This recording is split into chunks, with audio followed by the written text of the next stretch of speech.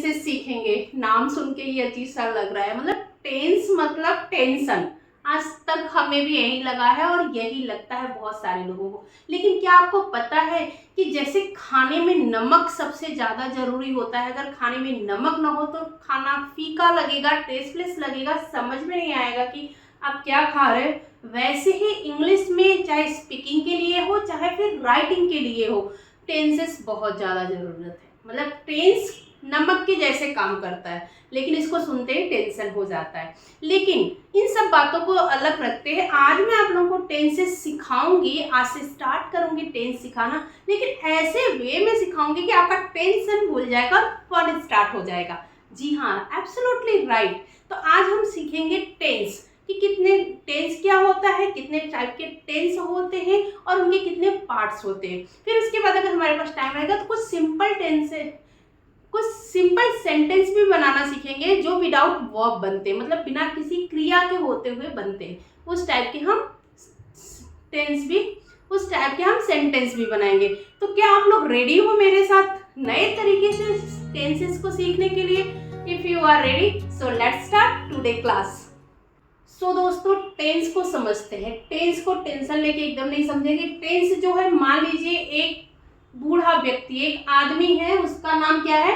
Tense है। अब उसके 3 बच्चे हैं, ठीक है। उसके 3 बच्चे हैं। पहले का नाम उसने क्या रखा है? पास्ट। दूसरे का नाम रखा है प्रेजेंट और तीसरे का नाम रखा है फ्यूचर, ठीक है। अपने एक आदमी है जो अपने 3 बच्चों का नाम रखा है पास्ट, प्रेजेंट और फ्यूचर, ठीक है। अब पास्ट में कौन सी बात होती है? जो बीत चुका हो। पास्ट जो होता है उसका बड़ा बेटा है जो बीत चुका है, ठीक है। तो वो उसमें था, थी, थे आते हैं और उसका इंग्लिश का है वॉज है, वर, ठीक है। और वही प्रेजेंट जो अभी अभी है, मतलब उनका बेटा अभी जो है उसका नाम है प्रेजेंट। प्रेजेंट है, हूँ और हैं की बात करता है, जिसको इज, एम और आर के साथ रखते हैं, ठीक है। इज है और हूँ एम और है आर, ठीक है। इसको ध्यान रखिएगा। और जो फ्यूचर वाला उनका बेटा है उसमें क्या चीज यूज होता है? वो बोलता है गा गी गे, मतलब उसको और कुछ नहीं आता है बोलने। गा गी गे मतलब फ्यूचर की बात करता है, तो उसमें विल बी और शैल बी यूज करेंगे, ठीक है। अब बात ये खत्म नहीं होती है। जैसे कि हम किसी के बच्चे हैं तो हमारे जैसे हमारे दादाजी हैं, फिर उनके बच्चे हैं, फिर उनके बच्चे हम हैं, ऐसे ही इनके बच्चों के भी बच्चे हुए। अब इनके एक एक बच्चों के 4 बच्चे हुए। कितने बच्चे हुए? 4 बच्चे, ठीक है। अब इन चारों का नाम रखने की बारी आई तो किसने रखा? टेंस ने ही इनका नाम रखा। तो क्या नाम रखा पहले का नाम रखा इंडेफिनिट, ठीक है, या फिर सिंपल। फिर दूसरे का नाम क्या रखा गया? कॉन्टिन्यूअस या प्रोग्रेसिव, ठीक है। तीसरे का क्या नाम रखा गया? वो बहुत ही अच्छा था, हर एक काम को परफेक्शन से करता था, मतलब बहुत ज्यादा परफेक्ट था, तो उसका नाम परफेक्ट रखा गया। और चौथे का नाम क्या रखा गया? परफेक्ट कॉन्टिन्यूअस, ठीक है। अब ये 4 बच्चों के नाम रख दिए गए, ठीक। तीनों के 4 बच्चे हुए, लेकिन 4 बच्चों के नाम रख दिए गए। तो दादाजी बोले कि मैं इन लोगों को बुलाऊंगा कैसे, समझूंगा कैसे, क्योंकि आंखों से अब दिखना कम हो गया है, मैं कैसे अपने बच्चे के बच्चों को बुलाऊंगा। तो उन्होंने एक आइडिया निकाला कि अगर हम पास्ट के बच्चों को बुला रहे हैं तो बोलेंगे पास्ट इंडेफिनिट, ठीक है। अगर हम प्रेजेंट के बच्चों को बुला रहे हैं तो बोलेंगे प्रेजेंट इंडेफिनिट। अगर हम फ्यूचर के बच्चे को जब बुलाएंगे तो बोलेंगे फ्यूचर इंडेफिनिट।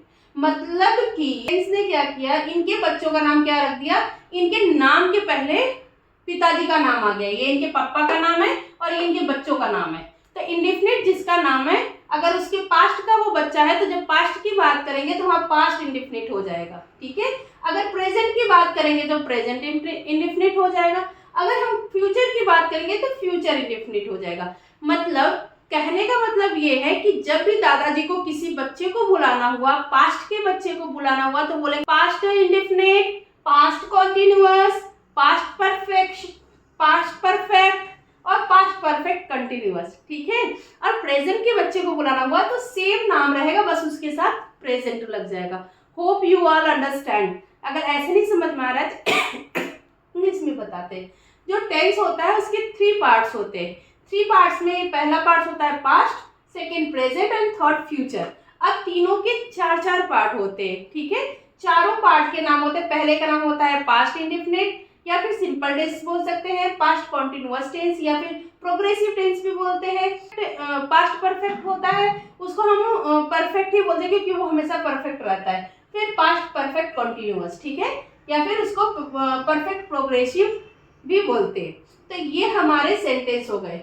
अब जब भी कभी आप ये ध्यान रखिएगा कि जब भी कभी आप इन टेंसेस के बारे में सोचेंगे तो ये जरूर सोचिएगा कि जो इंडेफिनिट था वो बहुत ही सिंपल था, तो उसको सिंपल भी बुलाते थे लोग। निकनेम होता है ना सबका, जैसे हम लोगों का भी निकनेम होता है, तो इंडेफिनिट का निकनेम क्या था, सिंपल भी था। तो दोनों नाम से हम उसको जानते हैं। कॉन्टिन्यूअस का भी एक निक नाम है जिसका नाम है प्रोग्रेसिव, ठीक है।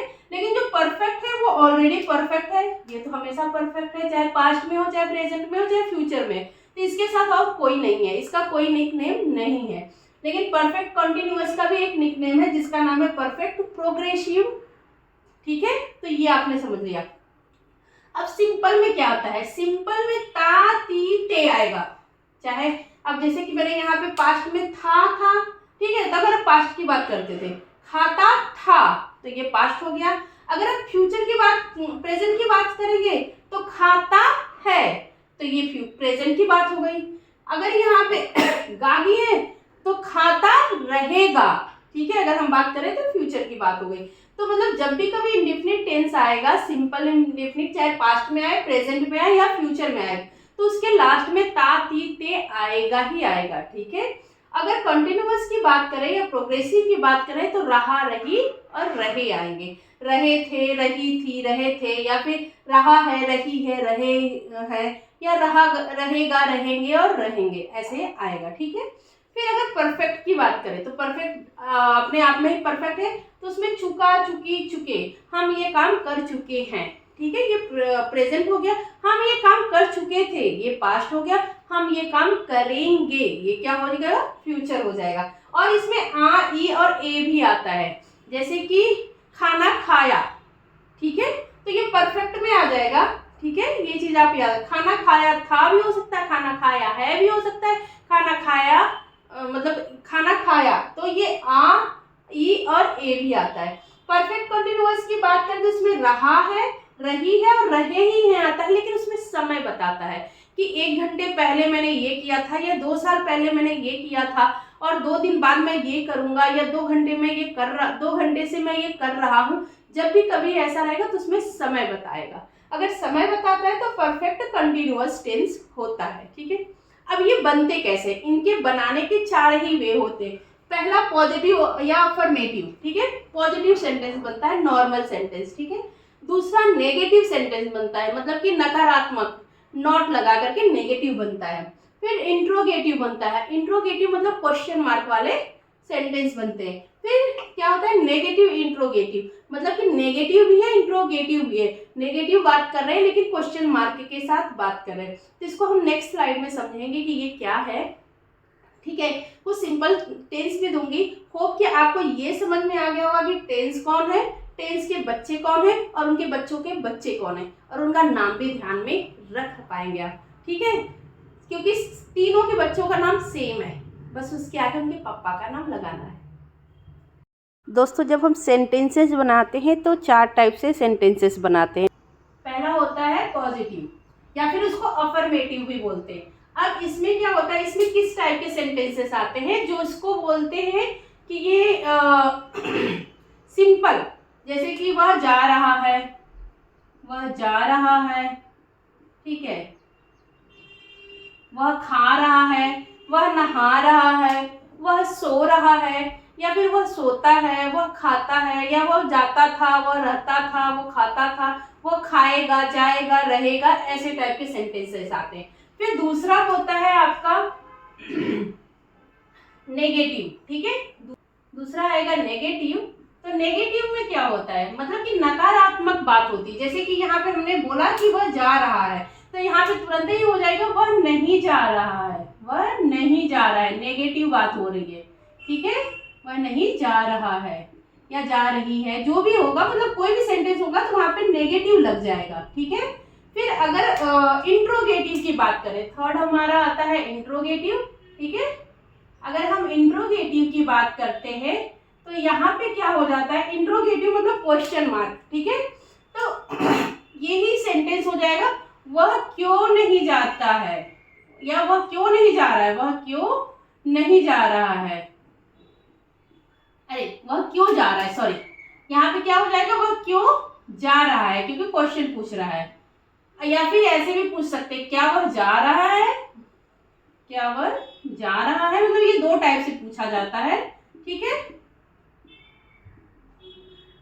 इस बात को आप ध्यान रखेंगे।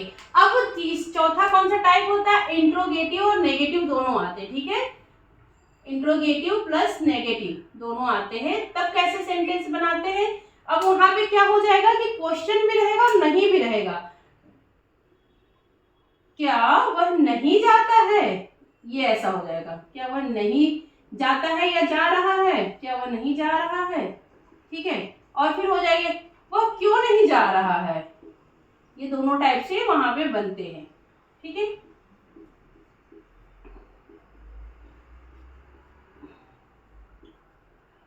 तो जितने भी सेंटेंस बनते हैं, मतलब जितने भी सेंटेंस बनते हैं, ये चारों टाइप्स में ही बनते हैं। इस बात को आप हमेशा याद रखिएगा, पॉजिटिव या अफर्मेटिव, नेगेटिव, इंट्रोगेटिव, इंट्रोगेटिव और नेगेटिव, इनके सिवा और किसी भी टाइप में बनते नहीं है, चाहे वो पास्ट में बने पर या प्रेजेंट में बने या फ्यूचर में बने।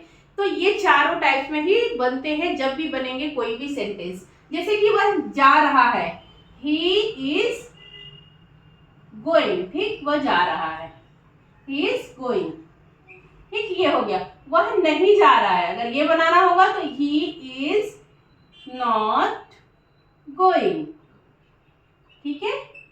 फिर यहां पर आ रहा है कि वह क्यों जा रहा है। तो जब भी कभी क्वेश्चन बीच में आता है, ठीक है, वह क्यों जा रहा है पूछते हैं, तो क्या होता है कि पहले क्वेश्चन बीच में आता है तो पहले हम क्वेश्चन को लिखते हैं कि व्हाई ही इज गोइंग, वह क्यों जा रहा है,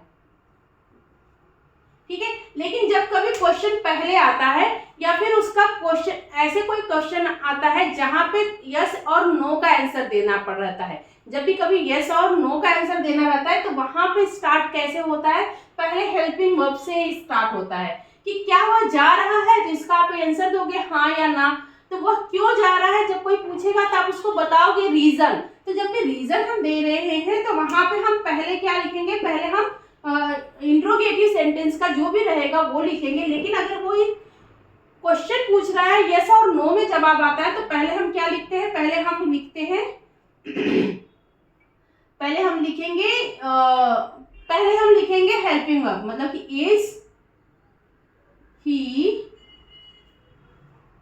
गोइंग, यहाँ पे ये हट जाएगा, क्या हट जाएगा, व्हाट की स्पेलिंग हमें नहीं लिखनी रहेगी। क्यों, क्योंकि इज ही गोइंग, जब भी कभी क्वेश्चन मार्क पूछे जिसमें यस और नो का आप आंसर दे सकते हो तो वहां पे यही सेंटेंस लिखा जाता है कि पहले वर्ब लिख दिया जाता है, हेल्पिंग वर्ब लिख दिया जाता है। तो इज ही गोइंग, ये भी सेंटेंस हो गया।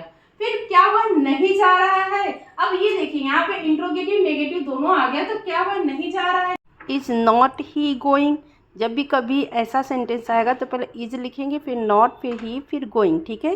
फिर अगर क्वेश्चन मार्क बीच में आए तो why is not he going, वह क्यों नहीं जा रहा है, ठीक है। तो why is not he going ऐसे लिखेंगे, ठीक है। बात को आप हमेशा याद रखिएगा कि कोई भी सेंटेंस बनाए पास्ट, प्रेजेंट और फ्यूचर में तो वहां पर इन चारों के साथ ही बनता है सेंटेंस, मतलब कोई भी सेंटेंस रिलेटेड इन्हीं चारों के साथ रहता है, चाहे वो इंट्रोगेटिव हो जाएगा, चाहे ये अफर्मेटिव या पॉजिटिव हो जाएगा, चाहे नेगेटिव में पूछेगा, चाहे इंट्रोगेटिव और नेगेटिव में पूछेगा। होप आपको ये भी समझ में आया होगा। अब हम कुछ सिंपल सेंटेंसेस पढ़ लेंगे ताकि आप लोगों को बताया कि कोई भी सेंटेंस बनाते हैं जब हम तो किस चार टाइप से बनाते हैं। हमने बताया था पॉजिटिव, नेगेटिव, इंट्रोगेटिव और नेगेटिव इंट्रोगेटिव, ठीक है। हमने यही चार टाइप्स के बताए थे। अब मैंने यहाँ पे सिंपल टेंसेस लिखे हैं, पहले हम सिंपल को समझ लेंगे फिर हम आगे और समझेंगे। तो मैंने यहाँ पे पास्ट सिंपल, मतलब simple past, simple present, simple future के बारे में लिखा है। तो सिंपल में हम क्या लगाते हैं, वॉज एंड वर लगाते हैं। सिंपल प्रेजेंट में हम एम, आई और इज, एम और आर लगाते हैं, और सिंपल फ्यूचर में हम विल बी और शैल बी का यूज करते हैं। अब इन सेंटेंसेस को बनाने का मेथड क्या है हम इसको जानते हैं। सेंटेंस बनाना होता है तो उसका मेथड क्या होता है, सिंपल टेंस अगर आप बना रहे हो तो सिंपल टेंस में पहले सब्जेक्ट आएगा, फिर वर्ब आएगा, फिर ऑब्जेक्ट आएगा, ठीक है, जब आप पॉजिटिव में बना रहे हो तब। लेकिन वही चीज जब आप नेगेटिव में बनाओगे तो पहले सब्जेक्ट, फिर वर्ब, फिर नॉट, मतलब नेगेटिव जो चीज है नॉट, फिर उसके बाद ऑब्जेक्ट आएगा, ठीक है, बात को ध्यान में रखिएगा। लेकिन अगर इसी को इंट्रोगेटिव बना रहे हो तो वर्ब आ जाएगा, फिर सब्जेक्ट आ जाएगा, फिर ऑब्जेक्ट आएगा जाएगा, ठीक है। फिर दो टाइप के इंट्रोगेटिव होते हैं, तो उसमें पहले क्या आएगा, एक और इंट्रोगेटिव होता है, उसमें आएगा इंट्रोगेटिव का जो क्वेश्चन मार्क होता है, जैसे जो भी क्वेश्चन यस और नो से पूछे जाते हैं उसमें पहले वर्ब, फिर सब्जेक्ट और ऑब्जेक्ट आते हैं। लेकिन जो क्वेश्चन बाद बीच में रहते हैं जिसका कोई रीजन देना रहता है तो वहां पे पहले क्वेश्चन वर्ड आएंगे, फिर वर्ब, फिर सब्जेक्ट और फिर ऑब्जेक्ट। इस बात को आप हमेशा ध्यान में रखिएगा। और एक बात और जानने वाली है जो आपको जान लेना चाहिए, सिंगुलर और प्लूरल वर्ड, मैंने इसको पहले पढ़ाया हुआ है लेकिन आप फिर से जान लीजिए। आई, यू, ही, सी और इट जो होता है वो सिंगुलर होता है, उसके साथ सिंगुलर यूज होता है, और प्लूरल के में आता है वी, यू और दे। तो यू जो होता है ना वो हमेशा सिंगुलर और प्लूरल दोनों होता है, तो उसको हमें देख के लगाना है कि कहाँ पे सिंगुलर होगा और कहाँ पे प्लूरल होगा। अब कुछ सेंटेंसेस मैंने लिखे हैं, चलो इसको हम पूरा करते हैं। सिंपल पहले सिंपल पास्ट टेंस के है, जैसे कि वह बीमार थी, तो यहाँ पे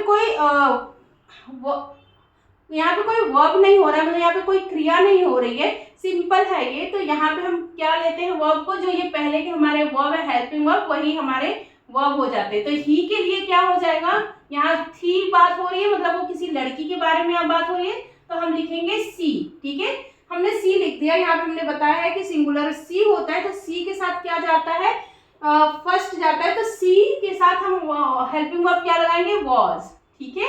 बीमार थी तो सी वॉज इल, ठीक है, वह बीमार थी। तो पहले हमने क्या लिखा है, सब्जेक्ट मतलब वो लड़की सी, फिर वर्ब, फिर उसके बाद ऑब्जेक्ट, ठीक है, वह बीमार थी। फिर वह बीमार नहीं थी, तो इसको हम कैसे बनाएंगे, सब्जेक्ट, वर्ब, नॉट और ऑब्जेक्ट। तो पहले हम सब्जेक्ट रखते हैं सी, फिर वॉज, वर्ब आ गया, फिर उसके बाद नॉट, फिर ऑब्जेक्ट मतलब इल, उसका ऑब्जेक्ट हो गया, ठीक है। फिर तुम बीमार थी, तो इसको हम कैसे बनाएंगे, पहले वर्ब, फिर क्या तुम बीमार थी। तो आपको हमने बताया हुआ है कि ऐसे जब सेंटेंस आए जिसमें क्वेश्चन आंसर पूछा जाता है, यस और नो का जवाब देना होता है, तो वहां पे हम पहले वर्ब, फिर सब्जेक्ट, फिर ऑब्जेक्ट रखेंगे, ठीक है। तो पहले वर्ब क्या है हमारा, वर हो जाएगा, क्योंकि यू के साथ वर आएगा, वर, यू, इल, ठीक है। तो हमने पहले वर्ब रखा, फिर सब्जेक्ट, फिर ऑब्जेक्ट।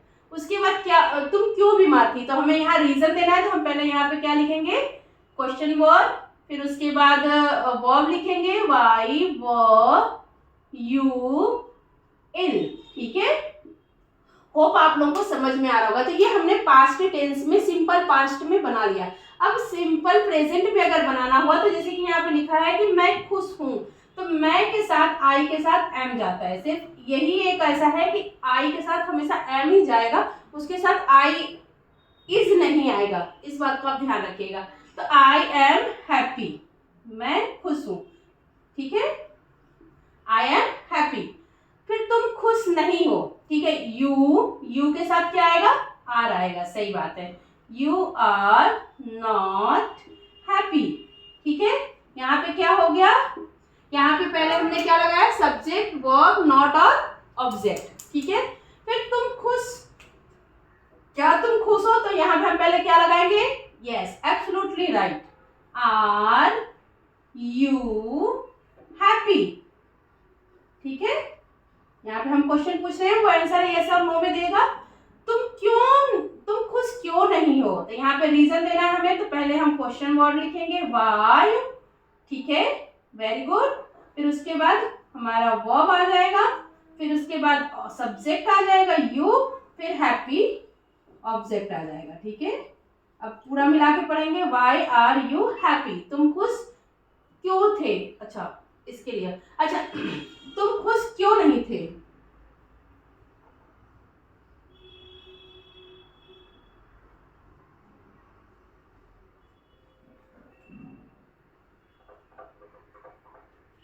तुम खुश क्यों हो, तो वाई आर यू हैप्पी, ठीक है।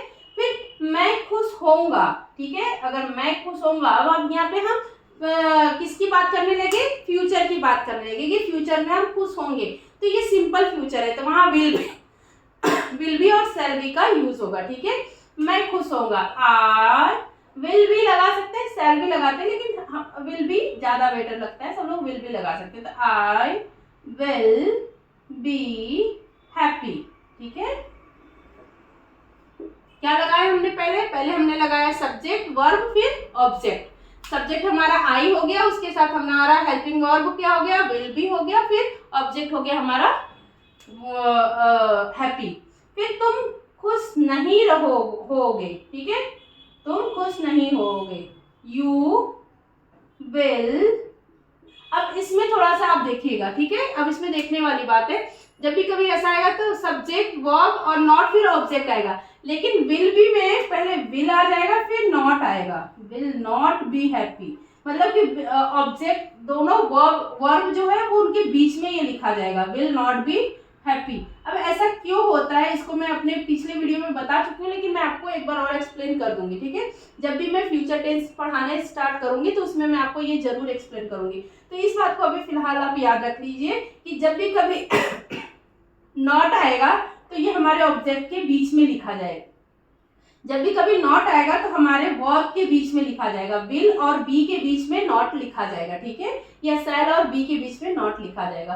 तुम खुश क्यों होगे, क्या तुम खुश होगे, ठीक है, अब पूछ रहे क्या तुम खुश होगे, तो यहाँ पे हम पहले क्या लिखेंगे, हाँ एब्सोल्युटली राइट, आप सही बोल रहे हो, will be happy, will you be happy.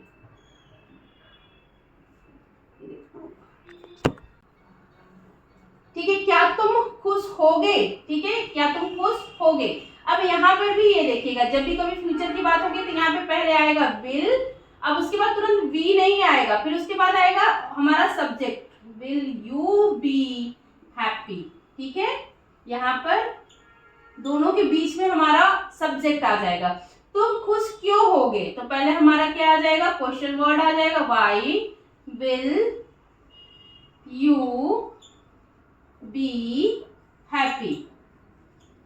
ठीक है, होप कि आपको ये चीज समझ में आया होगा। हमने पास्ट सिंपल पास्ट बनाया है, सिंपल प्रेजेंट बनाया है, सिंपल फ्यूचर बनाया है, और आपको मैंने यहाँ पर बताया है कि इन चारों वे में ही इन चारों वे में ही सारे सेंटेंस पूछे जाते हैं, चाहे पॉजिटिव हो या फिर नेगेटिव या इंट्रोगेटिव और या फिर नेगेटिव इंट्रोगेटिव। ठीक है, फिर मैंने बताया कि सबसे पहले क्या क्या आता है, सब्जेक्ट वर्ब और ऑब्जेक्ट लेकर के हम सिंपल टेंस को स्टार्ट करते हैं, लेकिन जब कभी भी नहीं का यूज आएगा तो पहले सब्जेक्ट लिखेंगे, फिर वर्ब लिखेंगे, फिर नॉट लिखेंगे, फिर ऑब्जेक्ट लिखेंगे।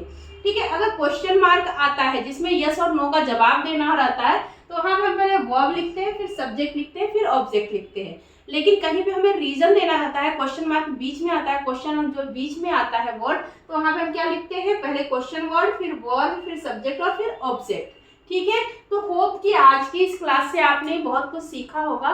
नेक्स्ट क्लास में हम टेंस को अच्छे से स्टार्ट करेंगे।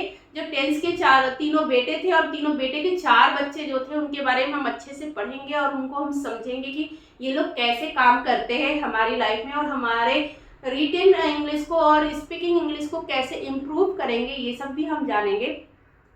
सो दोस्तों, मुझे लगता है कि हम जब किसी भी चीज़ की प्रैक्टिस बार बार करते हैं तभी वो चीज़ हमारी अच्छी होती है, अदरवाइज नहीं होती। क्योंकि हम लोगों में से बहुत सारे लोग इंग्लिश क्यों सीखते हैं, या तो रिटन एग्जाम देने के लिए या फिर बोलने के लिए। तो बहुत सारे लोग ऐसे भी होंगे जो अपने एग्जाम दे करके पास हो गए होंगे, वो क्या करते हैं, सिर्फ वो रट लेते हैं और उसमें पास हो जाते हैं। और बहुत सारे लोग ऐसे होते हैं जो 98% ला करके भी आज स्पीक नहीं कर पाते। क्यों? क्योंकि वो सिर्फ पढ़ते हैं एग्जाम के लिए और एग्जाम दे देते हैं, बात खत्म हो गई। लेकिन जब हम उसको प्रैक्टिस में लेते हैं, यूज करते हैं, तो वो हमारी बढ़ती है और हम बोल पाते हैं। तो इसके लिए हमें क्या करना पड़ेगा, इसके लिए मेरे वीडियो को आपके दोस्तों के साथ, फैमिली के साथ, फ्रेंड्स के साथ शेयर करना पड़ेगा, अपने कलीग के साथ शेयर करना पड़ेगा, ताकि आप उनको भी ये चीज़ सिखा सको और उनके साथ आप प्रैक्टिस कर सको। वो भी सीख सकें और आपके साथ मिलकर के वो प्रैक्टिस कर सके। सो दोस्तों, अगर आप नए हो मेरे चैनल पे तो चैनल को सब्सक्राइब कर लीजिएगा, बेल आइकन जरूर दबाइएगा ताकि नोटिफिकेशन आपको मिलता रहे। और ऐसे ही सिंपल और बहुत इजी वे में बेसिक इंग्लिश ग्रामर को सीखने के लिए मेरे साथ कंटिन्यूअस बने रहिए। सो दोस्तों, मिलूंगे नेक्स्ट वीडियो में, तब तक के लिए जय हिंद, जय भारत।